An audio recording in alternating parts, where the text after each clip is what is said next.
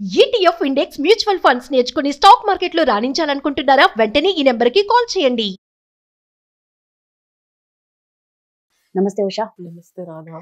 దేనికైనా ఒక లిమిట్ ఉంటుంది. అందుకే మన హద్దులు దాటి అని ఆ హద్దు అనేది నిజంగా చెప్పాలంటే నా ఉద్దేశంలో ఆ హద్దు అనేది ఒక మనిషి ప్రాణాలు కూడా కాపాడుతుంది అని నా ఫీలింగ్. ఎందుకు అంటున్నానంటే ఇప్పుడు అది లవర్సే కానీ, భార్యాభర్తలే కానీ, ఫ్రెండ్స్ కానీ, బెస్టీస్, వాళ్ళిద్దరి మధ్య ఒక పర్సన్ వీళ్ళని నెగ్లెక్ట్ చేస్తున్నారు అంటే తెలిస్తే ప్రతిదానికో సింటమ్స్ అనేది ఉంటుంది. అది ముద్దిరిపోయేదాకా తెచ్చుకొని అందులో నుంచి బయటికి రాక వాళ్ళు నెగ్లెక్ట్ చేస్తున్నారని తర్వాత వదిలేశాక దాని బాధ వర్ణనాతీతం. అంటే ఒక పర్సన్ మనల్ని నెగ్లెక్ట్ చేస్తున్నారు అని ఫస్ట్ ఎలా మనం తెలుసుకోవచ్చు? చిన్న చిన్నవి ఉంటాయి. దానికి సొల్యూషన్ ఏంటి? ఆ కళ్ళ ఊరెళ్తే సినిమాలో సునీల్ ఎక్కడ ఎక్కడ ఎవరు లేరు అని అంత ఎడిక్షన్స్ చంపే వరకు వెళ్తున్నారు చూసావా? This is all because of that love.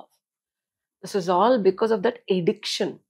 ఎదుటోళ్ళు మనం పట్టించుకోకపోయినా ఇప్పుడు ఒక అబ్బాయి ఒక అమ్మాయి, especially we're talking exclusively on personal relationships.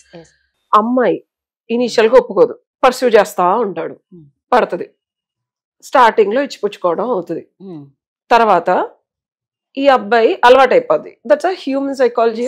ఈ అమ్మాయి ఇస్తా ఉంటది, ఇచ్చినప్పుడు 10 సార్లు ఇస్తే ఒకసారి వస్తాడు, 20 సార్లు వస్తే హాఫ్ టైం వస్తాడు, 40 సార్లు ఇస్తే పావు టైం వస్తాడు, 60 సార్లు ఇస్తే 10, ఇంకా 100 సార్లు ఇస్తే 0.5% వస్తాడు.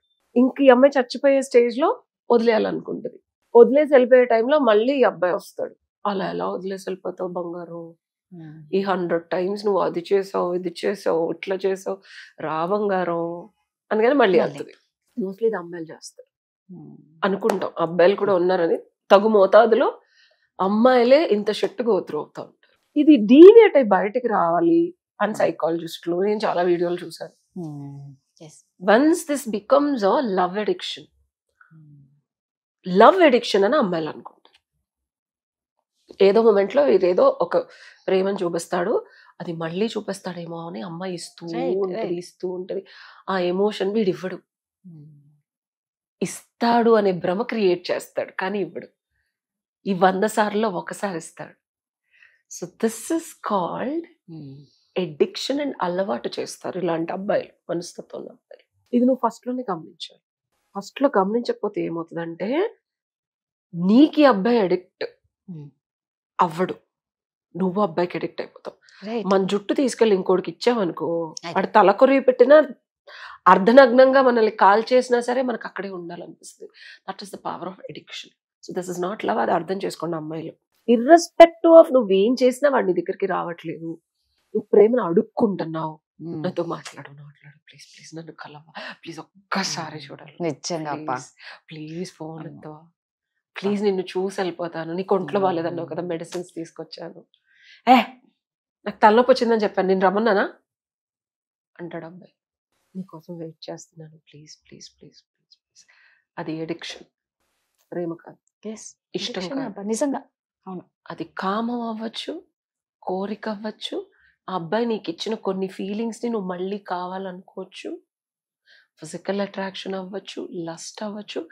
నీకేం కావాలనేది డిఫైన్ చేసుకోలేకపోవటం నీ దుర్గతి. అది ఆ అబ్బాయి నుంచి కాకుండా ఇంకెక్కడన్నా దొరుకుతుందేమో వెతుక్కో. అప్పుడు ఈ అబ్బాయి నీకు కరెక్టో కాదో నీకు తెలుస్తుంది. వెతుక్కున్న దగ్గర దొరికిందా ఫ్లిప్ అవు. ఇది చాలా నీచంగా అనిపించవచ్చు కానీ ఆ టైంకి రాదు. అంటే వాడిని అంతగా ప్రేమించినప్పుడు ఇంకొకరితో ఉండాలన్న ఆలోచన ఎందుకు వస్తుంది కదా? ఇక్కడ మిస్సింగ్ ఎవరు?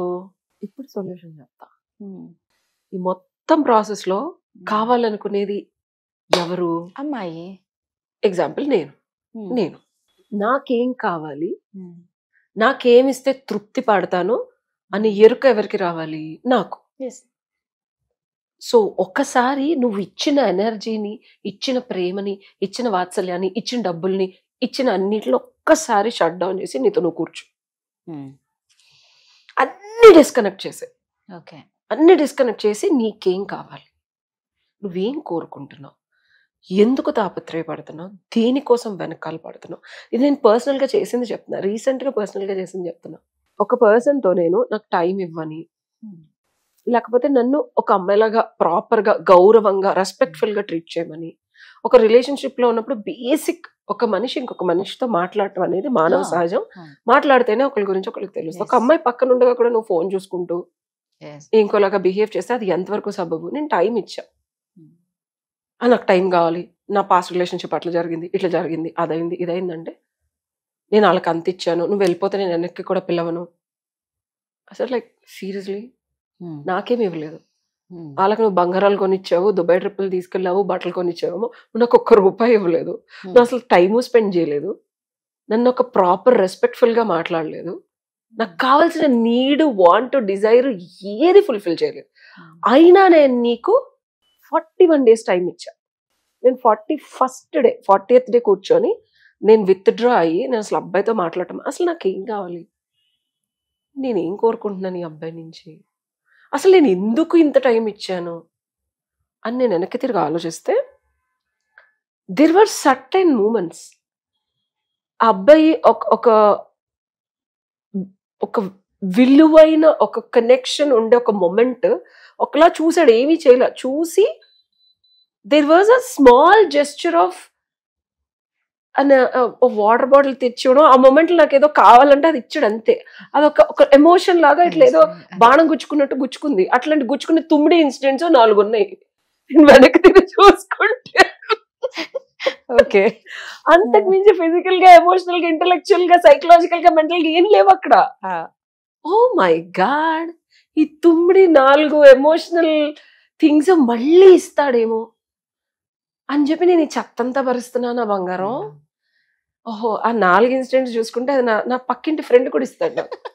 ఇంట్లో పనామ కూడా ఇస్తుంది. పనమ్మాయి అదే అంది, అమ్మాయి నేను కూడా చేస్తాను. ఎందుకు ఇవ్వరబ్బా? ఆ అమ్మాయి చూసి అంది, అమ్మా ఇవి నేను కూడా చేస్తాను కదా, అంతకు మించి ఏం. అప్పుడు నేను రియలైజ్ అయింది ఏంటంటే, oh then I withdrew everything back. I looked at myself. ఇది చాలా కష్టం రాధా. ఓకే, మనల్ని మనం డిస్కనెక్ట్ చేయడానికి అలవాటు అయిపోతాడు మనిషి. అలవాటు అయిపోయిన తర్వాత నువ్వు విత్డ్రా. సో నేను అది ఇమీడియట్ గా మానేయమని చెప్పను, నేను కూడా ఇమీడియట్ గా ఏం మానేలా. Took time. I keep telling, relationship follow అవుతుంది, నా ఎమోషనల్ నీడ్స్ ఫుల్ఫిల్ చేయట్లా, నువ్వు నాతో 5 నిమిషాలు మాట్లాడలా, I'm breaking down and I keep communicating. Communicate చేసిన తర్వాత కూడా ఏంటి నీ గోల, ఏంటి నీతో మాట్లాడేది, ఏముంటది మాట్లాడేది, అసలు నువ్వు నన్ను మాట్లాడమని ఎందుకు ఎక్స్పెక్ట్ చేస్తున్నావు అంటే నేను అవాక్కయ్యా. నిన్ను మాట్లాడమని నేను ఎందుకు ఎక్స్పెక్ట్ చేస్తున్నానా? Then what are we doing in a relationship? ఓ ఫ్రెండ్ కూడా అంటే ఈ మాట నన్ను ఎవరు అనలేదు బేసికల్ గా. That was the triggering point. Then I was like shut down.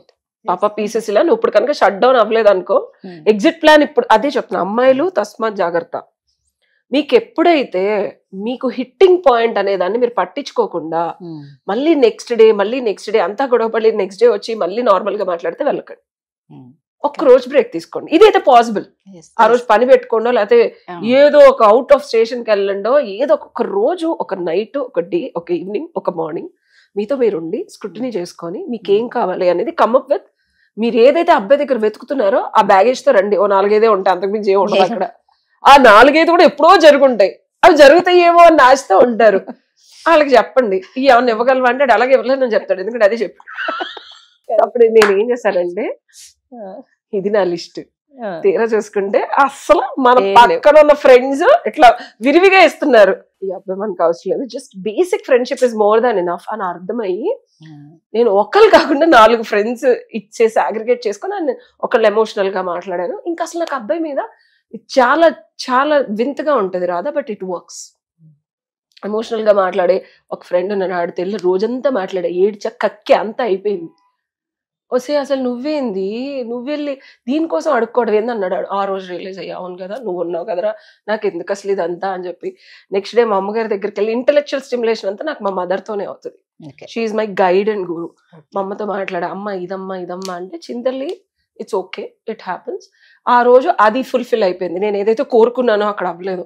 అలా ఇంకా టూ మోర్ అదర్ థింగ్స్ కూడా నేను ఐ సార్టెడ్. నాకు ఇప్పుడు అబ్బాయి మీద ఆ feel finally can you believe నాకు ఎవర్షన్ వచ్చింది.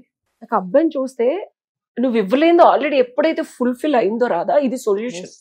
ఫుల్ఫిల్ చేసుకోకుండా తెలుసు కదా అని మళ్ళీ అబ్బాయి దగ్గరికి వెళ్ళి అడుక్కోకండి. లిటరల్ గా you are begging. Stop being a beggar in love.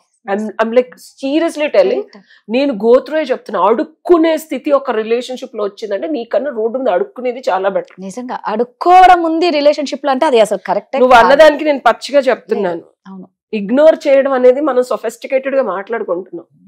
నిన్ను అడుక్కునేలా చేస్తున్నాడు వాడు, భిక్షగత్తెలాగా ఒక రిలేషన్షిప్ లో అడుక్కున్నావు. When there is no give and take. ఇచ్చి పుచ్చుకోవడం అనేది ఒక అద్భుతమైన ప్రక్రియ. అది ప్రేమలో నువ్వెంత ప్రేమించడం అంటే ప్రేమని మించి మన దగ్గర ఎక్కువైపోయి పక్కన వాళ్ళకి ఇవ్వడం. ఓకే, అది ఎక్కువై నీకు రావట్లేదు అనుకో, నీకు ఎక్కువ వెళ్ళిపోతుంది అనుకో, నువ్వు అడుక్కుంటున్నావు అంతే కదా. అవును, సో స్టాప్ బెగ్గింగ్. ఇది నా పర్సనల్ ఎక్స్పీరియన్స్ తో.